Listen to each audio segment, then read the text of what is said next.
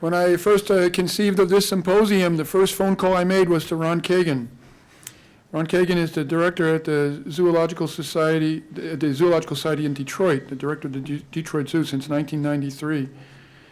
He's been in the zoo field for over 30 years and has led the development of unique and award-winning programs and facilities, including the Humane Education Academy, the Center of Zoo Animal Welfare, a Wildlife Interpretive Gallery, which is dedicated to exploring the relationship between humans and non-human animals over time and in different cultures. The Detroit Zoo has the National Amphibian Conservation Center, and if you haven't seen it, an absolutely amazing Arctic ring of life. Ron Kagan has produced and written Emmy Award-winning films, as well as writing and lecturing extensively on animal welfare. He served on numerous boards, including Michigan Museum Association, Michigan Nature Conservancy, American Association of Museums, and the American Zoo and Aquarium Association's Board of Regents. There is nobody who's more visionary than Ron Kagan, and he's going to talk to us today about animal welfare and shaping future of zoos. Thank you. And thank you, Mike, for doing this. This is an awesome gathering of incredible wisdom. I hope everybody in the group is very comfortable. Comfort is good. It actually contributes to how we feel about our life, in other words, our well-being. But I wonder how often we go into our zoos with a single purpose: to figure out how comfortable the animals are, each and every one of them. I'm not sure how to see our 50-year future because I think we might need some glasses. Here's what I see now when I squint. Later I'll share some suggestions, but I think society may tell us to speed up if we don't do that on our own. We've heard earlier today some threads about animal welfare and conservation. And we in the zoo and aquarium community do a lot of conservation work. Not so much on the spending side, though just last month, as all of us zoo directors, committed to allocate at least 3% of our operating budgets to field work.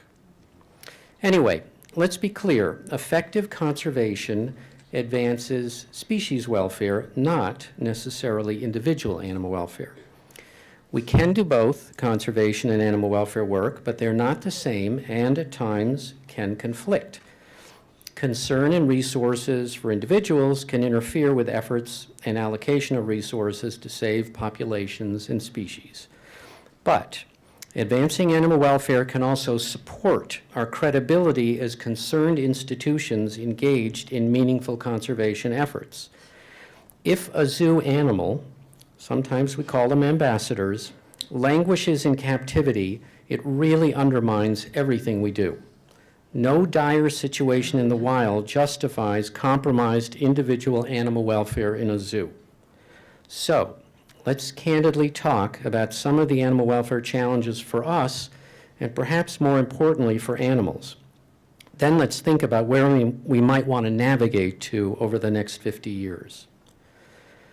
To start, please consider that we are still saddled with some, in my view, dated concepts and vocabulary in our profession. We talk about the animals as a collection and individual animals as specimens. It's a bit awkward, but could we think and talk about the animals as a living resident population? It helps to think about animals and interact with them as living beings, not objects. There's also this lingering nuance, which I think was referenced earlier today, that remains about, are we places of captivity or confinement? These things have meaning, and they make me as a zoo director uncomfortable. Some captive exotic animals may really be technically confined, living in environments that are just too small or simple. When is a zoo space, which again was, as was said earlier, at times we ambitiously call them habitats, when are they kind of sparse and lonely and hard and just boring? We've inherited many of these enclosures and environments, but will it take us 50 more years to change them? Why wouldn't we just erase those things right now that aren't at least good? Just stop doing some species. Animal welfare is about the individual. While almost all zoo professionals know lots about conservation, few are experts on welfare. Here's something we do know now. In sheep, one individual can recognize the faces of at least 50 other individual sheep. So there is individuality, and obviously there's evolutionary value for this individuality and its recognition in sheep. Should we be surprised? I have to admit, until a few years ago, I think I assumed that a zebra was a zebra was a zebra. Yet we don't assume that each horse has the same temperament or thoughts or emotions, nor should we assume this in the case of a zebra or a zebra finch. As a species, we are handicapped with human species thinking, emotions, and senses. Maybe we aren't actually the smartest species after all. We can't always distinguish individuals in other species, so we kind of assume they're all the same. We need much more science, but frankly, also a bit more imagination so that we can better appreciate what it's like for each individual animal who lives in a zoo. We don't easily see or understand either our differences or our similarities with other species, let alone with each other. And God forbid we would be anthropomorphic. I remember when Jane Goodall ran into a very hostile scientific community over this. It's almost certain that there is such a thing as individuality in many, if not all, species, what we think of as personality. The point, and this also isn't news, is that animals are not simply biological robots. They're not random members of a collection or a herd. They are individuals. What's good or bad for each individual may be different. This is the case with humans' many needs and desires. Some are common to us all, but many preferences vary greatly. Preferences and choice are important, not just for people. At times, addressing animal welfare can be at odds with what's best for population or species welfare. Do we save and care for an old, non-reproductive ex-pet monkey or a reproductively fit and endangered one? In 50 years, we will need to embrace both. As most of you know, we developed a Center for Zoo Animal Welfare in order to systematically understand and advance the field of captive exotic animal welfare, wondering whether captive exotic animals have a good life, not just a long life. Let us hear. Every day, we worry about animals and how they're managing in the wild and in captivity. Are they thriving or simply surviving? Since we are in charge of captive conditions, shouldn't we be able to engineer a thriving quality of life for all? As a profession that has recently become enamored with good to great, we should ask, how do we ensure that our good care results in great welfare? We all know that zoo and aquarium professionals obviously are passionate and mission-driven. We are skilled, devoted, and caring. Is that enough? Not in the world of medicine. Over 10 years ago, pioneers in medicine, through the Institute of Medicine, took on the whispers and secrets within healthcare.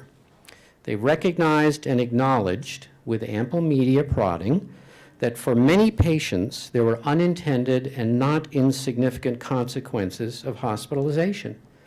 It's well documented that some people go to hospitals and come out more sick with infections and with additional illnesses.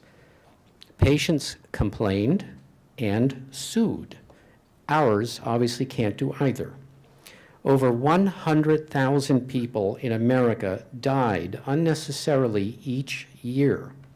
Error rates were at about 10%. That's 10 times the auto industry manufacturing error rate of 1%. None of the medical professionals interviewed, none of them, believed they or anyone else was doing anything other than provide the best possible care. Obviously, the physicians and nurses are there to heal, and they are highly trained. But good intentions and solid technical skills do not always guarantee desired results. Hospitals and healthcare are complicated just like zoos. 800 measures have now been established and are tracked in healthcare. They studied systems, embraced transparency, changed protocols and processes. They held themselves accountable. We should adopt this patient-centered approach. Simply, what do the animals want and need? We know that zoo animals are well-fed, live mostly predator-free lives, mostly. There is predation in zoos. And they mostly live longer than their wild counterparts. Many, but not all, reproduce well. Historically, in our profession, we've measured and bestowed awards for breeding success and longevity. Perhaps we thought those were the indicators of well-being. But we now know this is not correct.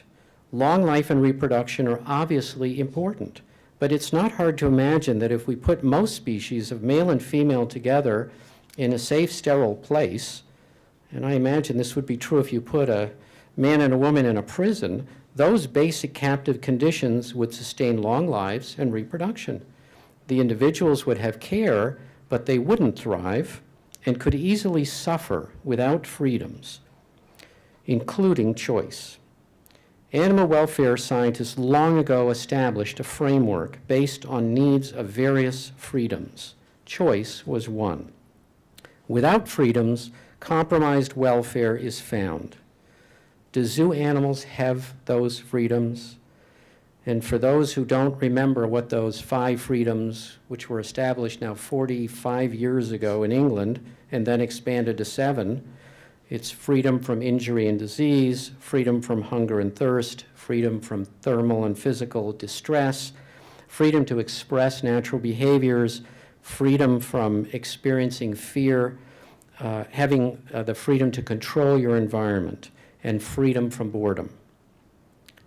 Like other professions, including healthcare, we have great technical skills, a noble mission and motivation, lots of traditions, and we also make many assumptions.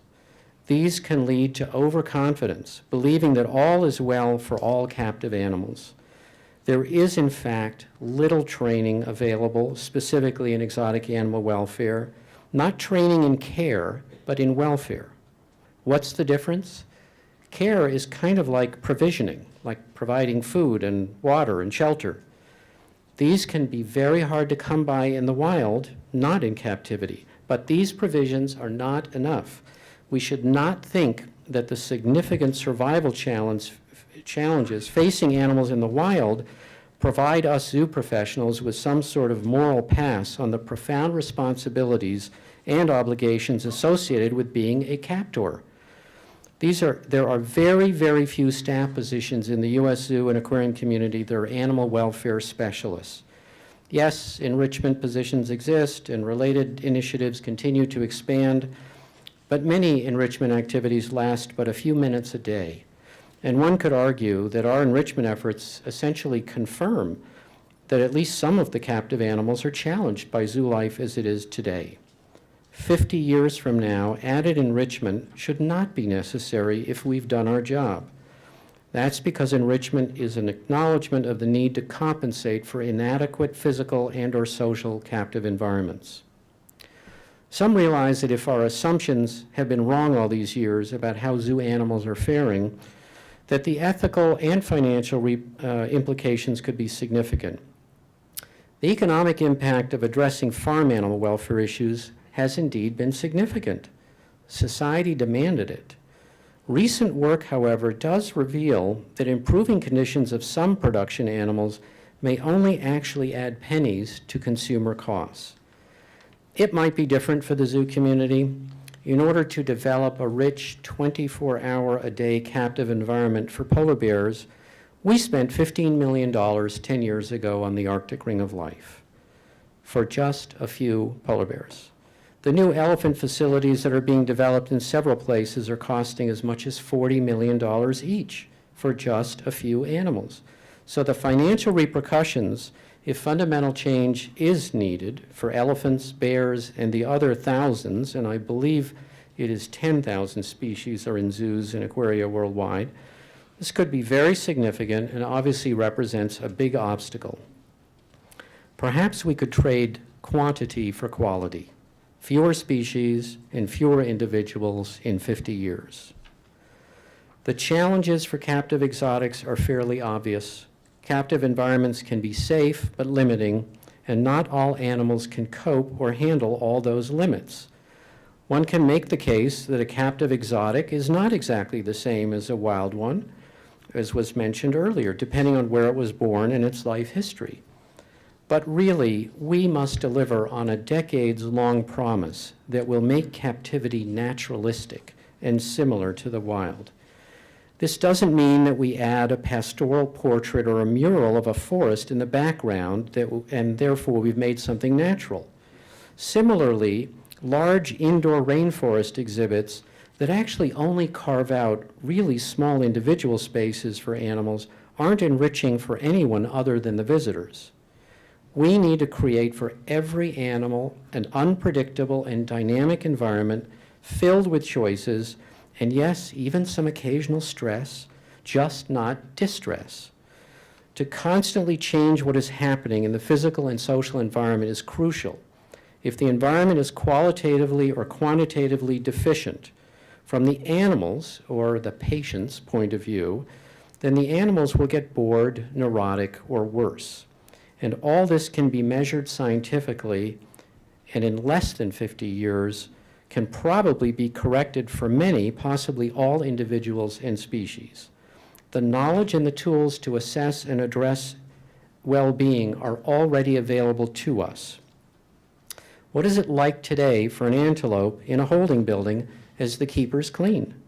We use all sorts of aromatic, noxious chemicals. Given the olfactory sensitivity of most mammals relative to our own, it must be overpowering and offensive for them at times. We may just not notice. And when closing shift doors and banging away doing all sorts of other caretaking chores that unintentionally create loud noises, one has to assume that for a lot of animals that could be frightening and stressful.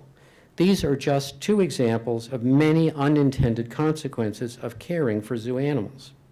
Obviously, the animals are forced to be near us. They're mostly in a human physical and social world. Even we know that's not likely where they'd want to be. In studying and advancing the science of zoo animal welfare, we have a really big challenge. Unlike the farm animal welfare community, our sample sizes are small. Most zoos have less than 5 of anything in one place. We also have tremendous variability between institutions. The distinctive climates, the care protocols, the keeper personalities and interactions, the individual animal differences, housing conditions, exhibit layouts, all different. And we're not dealing with half a dozen species as the farm animal welfare community does. We have thousands of species. So the baseline knowledge that our community has right now is limited, and some of it is anecdotal. That has to change. The resources for science within the zoo community, specifically for animal welfare science, have to catch up. An enormous amount of assessment needs to happen. An enormous amount of transparency needs to happen. Fortunately, in the past 10 years, there has been some work, and the interest is growing. 50 years from now, we'll obviously know a lot more. I mentioned earlier a little bit about some variables like smell and sound. There are very few studies within the zoo environment where climate has been looked at in terms of animal welfare. This is potentially a big deal. 20 or 30 years ago, you'd find polar bears in zoos in the deep south. These days, most of us would find this illogical. Surely many captive exotics are currently challenged by the compromises generated from living in mismatched physical environments, especially climates. Another challenge revolves around the need to keep animals in locomotion-appropriate environments. How many zoo birds are actually able to fly in their enclosures? Some of our animals live on substrates that prevent their natural behavior. An anteater lives to dig. What happens if it lives on a hard gunite surface? Easier for us to clean, harder to be an anteater. One can only assume that would be frustrating. And as another example of our visitor, as opposed to patient-centered paradigm, we tend to insist that habitats are clean and smell-free. Many animals probably don't appreciate that, like hippos in filtered water. To see and build a path forward to a better future for wildlife and people, we need to understand where we are. We should address what we know, not just in theory, that animals need to express natural behaviors. They need the ability to initiate, respond, and react in their own unique ways at the appropriate times. And animals' need to escape, for instance, is incredibly important. Our animals obviously can't escape. If they were in natural conditions, which is not a grassy patch with trees that are protected by mesh, they would have options including flight, as in to flee. None of this is new, thank you Heidegger and others, but it's not available to all that many animals. We have a very big responsibility keeping living beings captive. For an animal to not have meaningful control and not have meaningful choices and options is the central challenge for zoo animals, therefore for us. Our challenge is to provide zoo animals with the ability to make those choices, to be able to initiate behavior and to react to things appropriately. Fundamentally, we now make all the choices. We decide who lives together with great focus on genetics and production. We decide who has sex and who you have it with. We decide when you eat, what the taste is, what the texture of the food is. Studies on rats show that having choice of foods is far more important than getting a favorite food. While the relative importance of preferences are different in different species and individuals, confounding the ability to express preference, to make choices, is likely the underlying obstacle to good zoo animal well-being. So let's change the paradigm now. I'm hopeful that we'll end up finding out that much of what we're doing now is actually good or great in the view of the animals, that they are now in a good state of welfare. But currently there's very little evidence either way for most species. There are a couple of things we just can't do. We know that as much as we want to give back choice and control, we're not going to let the animals leave. And we're not going to let most captive predators feed on live prey. We're not going to feed gazelles to lions. But it's easy to see that's a welfare concern for the predator because that's what it would do. We must be frustrating many of the predators that are captive. There are several species where the issues are really tough. I know we're going to talk about this tomorrow.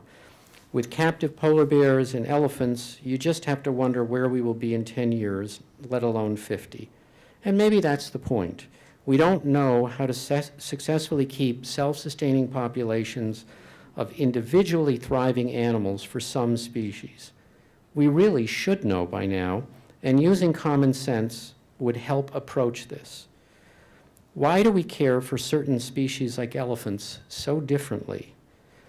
There are places that have killer whales that Mike studies, and killer whales can be quite dangerous, but nobody would consider using discipline on a killer whale or really on any other animal in a zoo.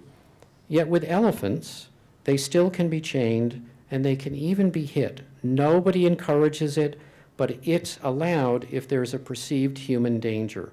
Why would we have any paradigm where there is such a dangerous possibility? Obviously, elephants have been taught that an ankus represents pain and punishment. We are intentionally threatening them. They're scared.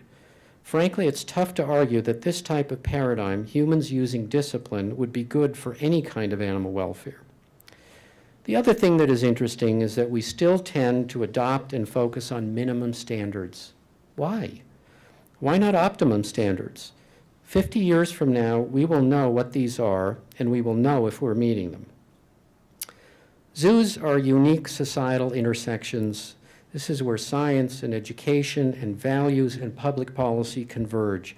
I'm not the first to observe that we say something about ourselves as a species by how we treat others. I think zoos have explicitly and implicitly promised for decades that we are places of compassion, care, science, and education.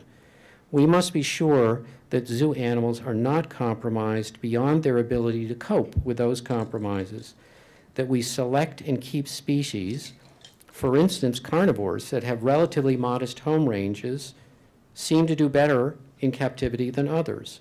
So we've got to select and keep the right species that are appropriate for our physical and social conditions.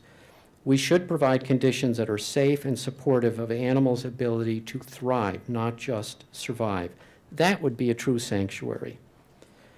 That might be possible if we study needs and preferences and then recast how and what we provision.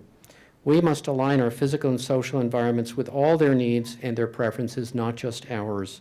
We should care for species that can flourish in captive settings, and we should not keep others that don't and likely won't.